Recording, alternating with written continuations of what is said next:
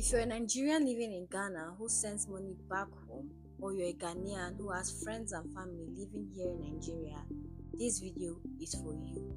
Because moving money between Ghana and Nigeria isn't as straightforward as it should be.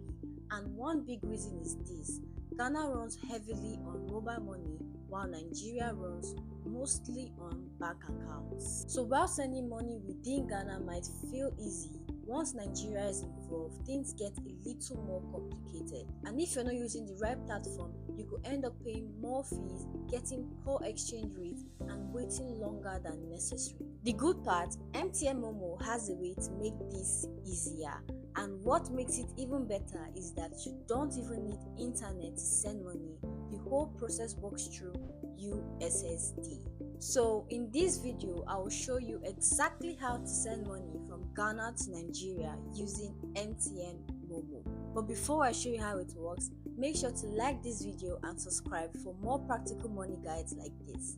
Now, let's get into it. Start by dialing *170# on your phone. This brings up the MTN MoMo menu. Reply 1 to select transfer money. Because we are sending across borders, reply 7. Choose your preferred payment provider and payment option. Reply 1 to select Nigeria. Now select destination bank, in this case OPay. Enter the recipient's account number and enter it again to confirm. Next, select a reason for the transfer and enter the amount you want to send in Ghana Cedis. The system shows you a full breakdown of the transaction. Reply # to continue. Next, you will see exactly how much your recipient gets in Naira based on the current exchange rate. Then, enter your MoMo PIN to complete the transfer. And that's it. Once the transfer goes through, you get an SMS confirmation and the funds should reflect in the receiver's bank account shortly after.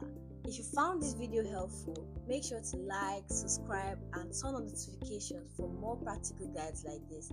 Thanks for watching. See you in the next one.